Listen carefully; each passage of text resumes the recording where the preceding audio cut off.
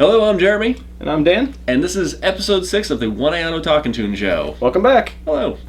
Today we're going to talk about some viewer questions, and we're going to talk about tune-ups.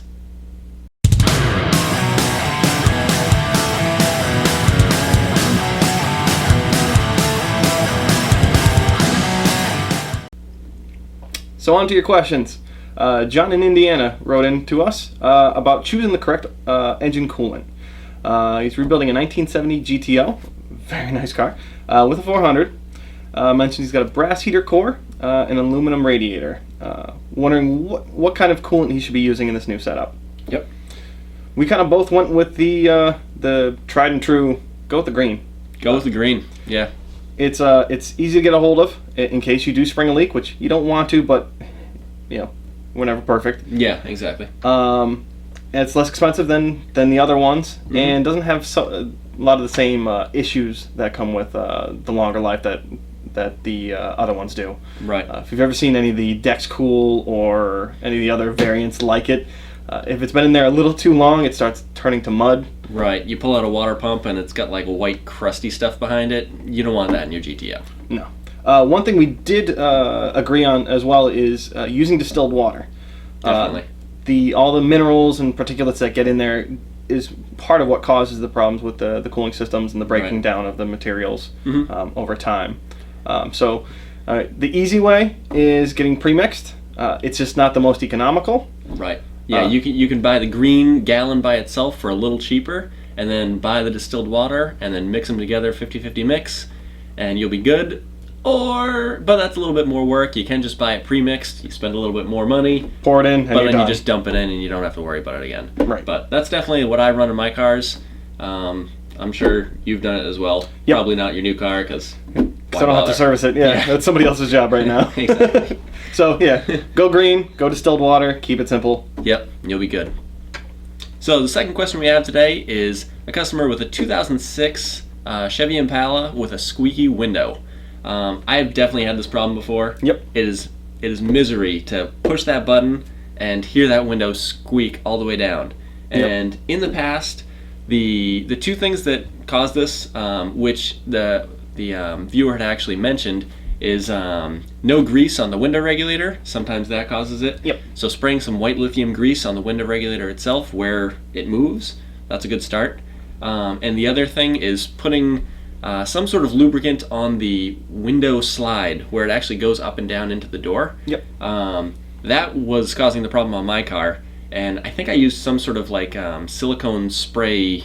That's usually the easiest because you can get into harder to reach spots that actual grease, like trying to glob it on there, right? And it's make a mess everywhere too. And white lithium grease is exactly that. It's white, and you don't want to like mush that against your door. If you use the silicone spray, it's usually like a clear, shiny stuff, so it lubricates, but it's also clear, so you don't see it all over your door. Yep. Yeah. One of the issues you run into over time of constantly using that window up and down is the window sweeps, or as a lot of people refer to them as felts, start wearing out. So what used to be soft and kind of felt like is now starting to wear away and catch on the rubber backing to it, and that's what a lot of times causes them to skip and jump and squeak a lot. So yeah. Lubricate those up. Yeah, lubricate your window sweeps and basically all around where your window goes up and down with some silicone spray.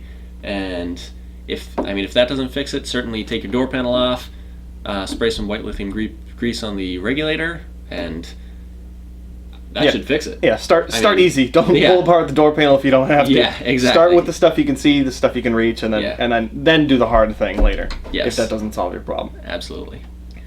So the next writer that wrote in has a ignition problem. Well, it's sort of an ignition problem. It's a 94 Cavalier, and when it is wet outside, there's misfires and poorer running conditions. But when it's dry out and clear, no problem. It goes away. Yep.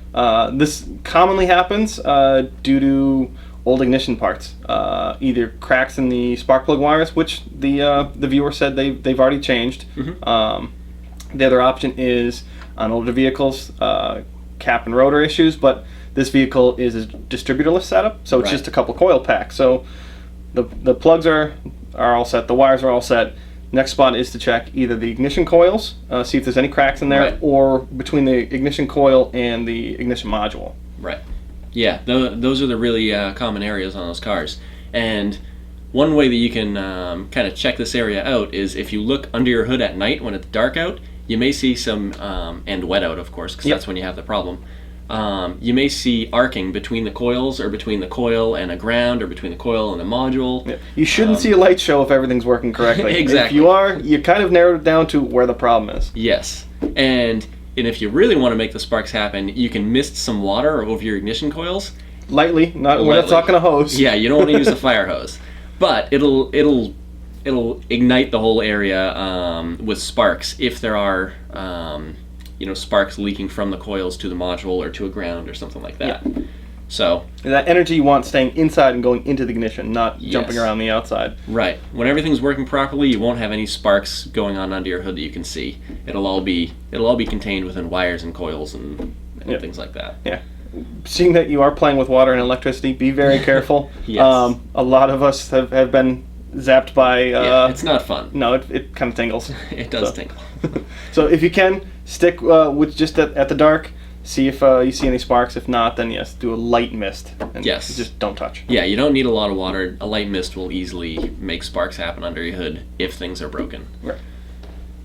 So on that topic, tune-ups have changed quite a bit. Right. Over the years. Definitely. They started with cap, rotor, points, condenser, PCV, breather, air filter, spark plugs, wires, fuel filter. There's a million things that you could change in a tune-up. Yeah, you'd go in for a tune-up and you'd walk out of the parts store with 3, 4, 5 bags. And Exactly. Yeah, and it's not so much anymore. No, they've really simplified it. These days it's pretty much plugs, and even that amount of time has gone down. Yeah. Or gone up. Right, because sometimes spark plugs last 100,000 miles. Right, yeah. It doesn't mean you can get them out after 100,000 miles. Definitely. But they should last 100,000 miles. Yeah, where your old ones would be good for 30,000 or so. Yep. Oil filter is still something you got to do. Mm-hmm. Air filter in most cases. We'll get to that. PCV is still on most vehicles. Mm-hmm. And fuel filter, again, in most cases, but not always. A lot of time that's Right. kind of switched to being part of your fuel pump assembly. Yeah, I actually had a situation about a year ago where I was trying to be friendly to my car, and I was like, well, I'm getting an air filter for my car. I wonder if they'll have a fuel filter. So I look it up, no fuel filter on my car. Yeah. So then I just felt like a jerk because I was like, I'm like a car enthusiast, and I don't know that my car doesn't have a fuel filter on it. Yep. But that happens. You gotta learn at some point. So let's share some facts about tune-ups. Yeah, we got a lot of good facts today. The first one, did you know that Motorcraft actually made a tune-up in a can? I did not. It is a pretty spectacular thing. I actually saw one at a swap meet last year because I didn't realize that they existed. It was kind of before my time. But it was basically a can that had like a lid on it that peeled off like a Can of cheese balls? Yeah, cheese balls, exactly. It peeled off, and inside was all the spark plugs you needed for your tune-up. Okay. Points, condenser, feeler gauge, and instructions. If you need them. Cool. But it's a pretty fascinating thing. I didn't know they existed, and it's nice and contained. Seems like it makes it very simple for the average Joe to go and it really fix does. their car. I know, it was a genius idea. I'm not sure why it doesn't exist anymore. I guess probably because you don't need points in a condenser. I think we like options now. Yeah, exactly. I don't want what you give me. I want to get exactly everything that's in there, but I picked it out. It does make it fun to pop open a can, though, and pull car parts out of it, because, I don't know. I can see that. Yeah, I enjoyed it. So we mentioned points and condensers on older vehicles. Started doing away with those in 1963 thanks to Pontiac. Instead of these replaceable parts that wore out, they switched to a solid state setup, which was a fancy name for transistors and whatnot. Right.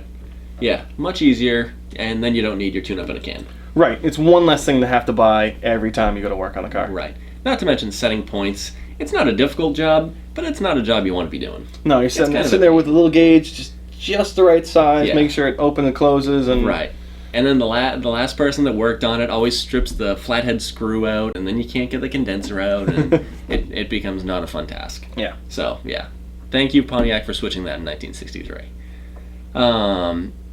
Along with earlier we talked about air filters and how some of them may not need to be replaced anymore.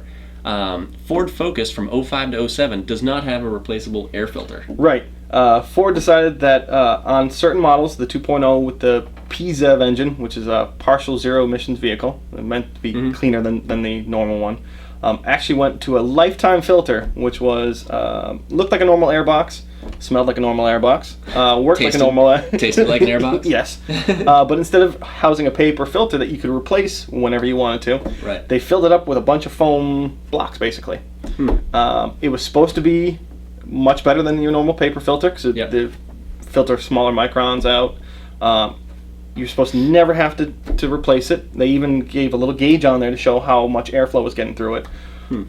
But as inevitable with all vehicles, stuff breaks down. Stuff has to be fixed. So the aftermarket responded, luckily for these owners, with a drop-in replacement that would allow for a serviceable filter. Yeah, it's pretty clever.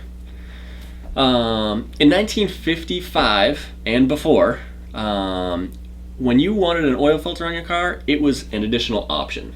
Not standard. Not a standard feature. You paid more for it. Yeah, so you paid more for it. So chances are your oil was a lot dirtier then. But in 1956, the Chevy V8, they started putting canister-style oil filters on these engines.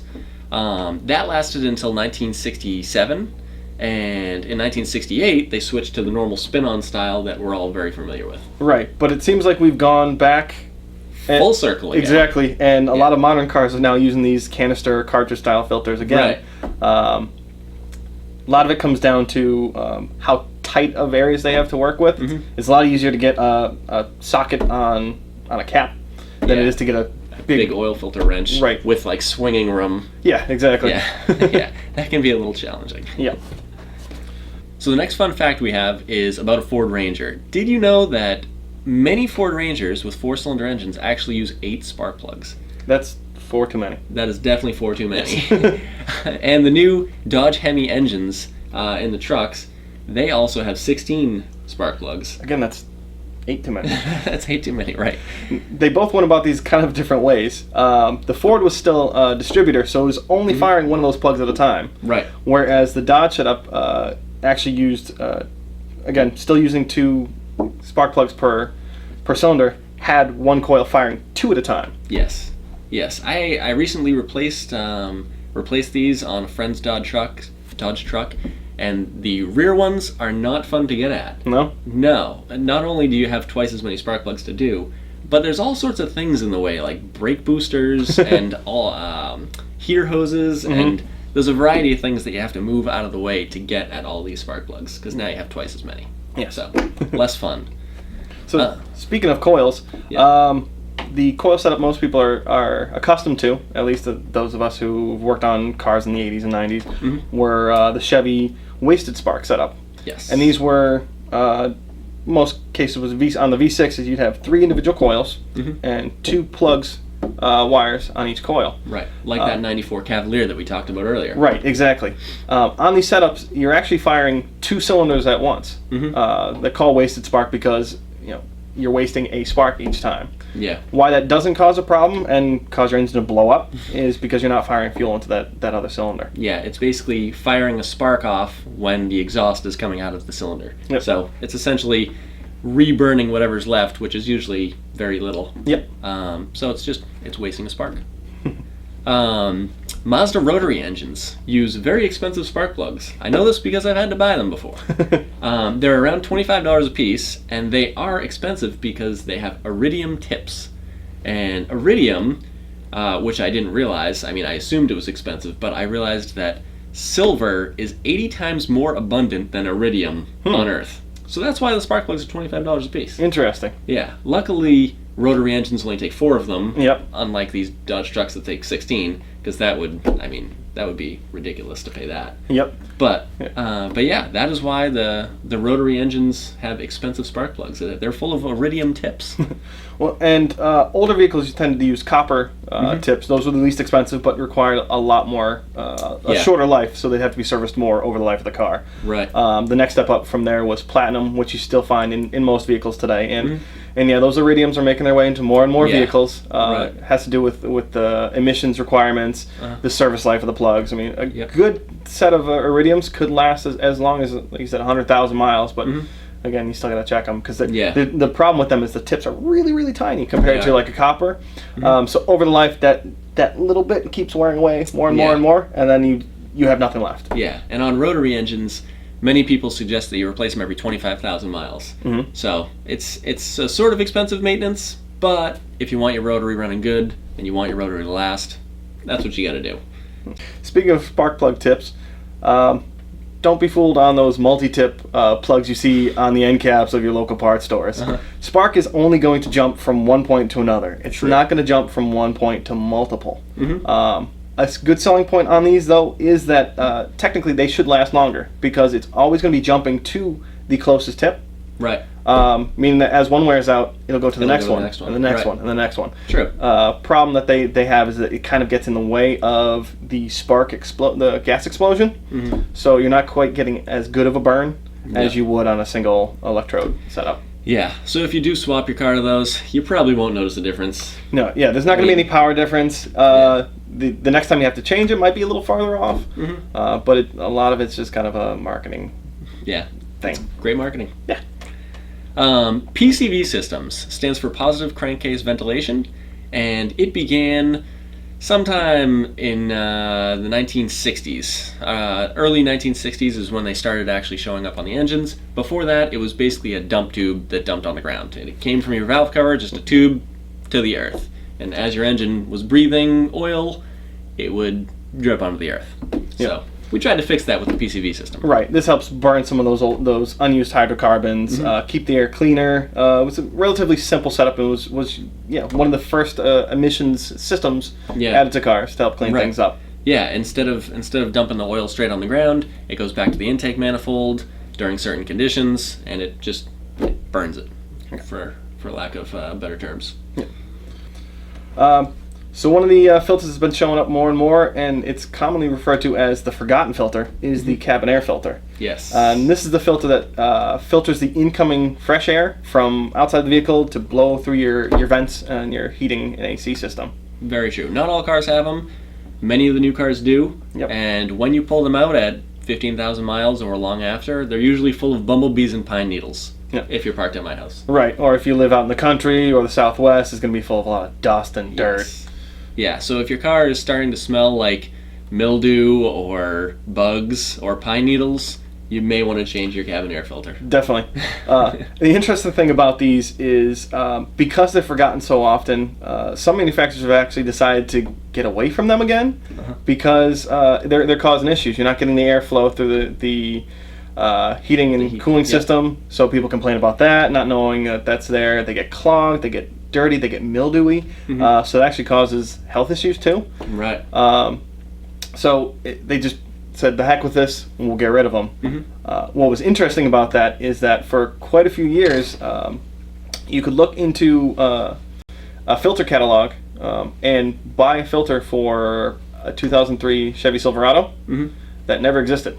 Right. The filter companies just kind of carried up their fits, not knowing that GM did away with them. So you could actually essentially buy a part that never existed and would never fit on your car. Right. Yeah, and there's also some cars that we've heard of where the actual heating system has a spot molded for a filter, and if you want to put a filter in it, you have to actually cut out the side of the heater box and then make your own cap for it. Yeah, they went as far as molding this piece, setting it up, designing it that way, spent all the money to make the provision for it, and said, I give up. No thanks. No cabin air filter on this one. Yeah, it's pretty strange. So the final fact of the day is oil bath air filters. They existed up until the 1950s. They kind of started in the 1930s. And rather than using an air filter on the top of your engine made out of paper or cloth or something like that, it was basically a small bucket Full of steel wool. full of steel wool, essentially, and oil. And if you wanted to clean your filter, you would take out the steel wool stuff, dump out the oil, put fresh oil in, and your air filter would be clean again. Sounds like a mess. It is a disaster. I have definitely... If you're klutz, yeah, like me, you'd be covered in oil. Or if you're just not thinking about it and you pull an engine apart and it's an oil bath filter, you don't realize it has a gallon of oil in it, and you dump it on your shirt, which I've done. It's a disaster. Yeah. Not to mention it gets all over your engine bay.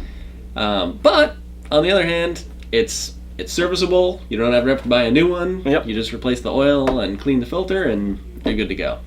So as horrible as that sounds, we've kind of come full circle with this one again too. A lot of aftermarket performance filters are now a wet filter setup, where again it's taking the basic ideas of that horrible design, the oil bath, yeah, but replacing the metal bits and the steel wool parts with a foam. Yeah. So you still spray it with oil, no more bath, just spray it. So dirt and grime and gunk would stick to it, and the foam is what catches it, much like the steel did. Yeah, it's pretty fascinating how many things come full circle, 80 or 90 years later. Yeah, it's old idea with a new twist to it. Mm-hmm. Yeah, definitely. So that wraps up episode 6 of the One Auto Talking Tune Show. Thanks for joining us today, and have a pleasant day. Take care. See ya.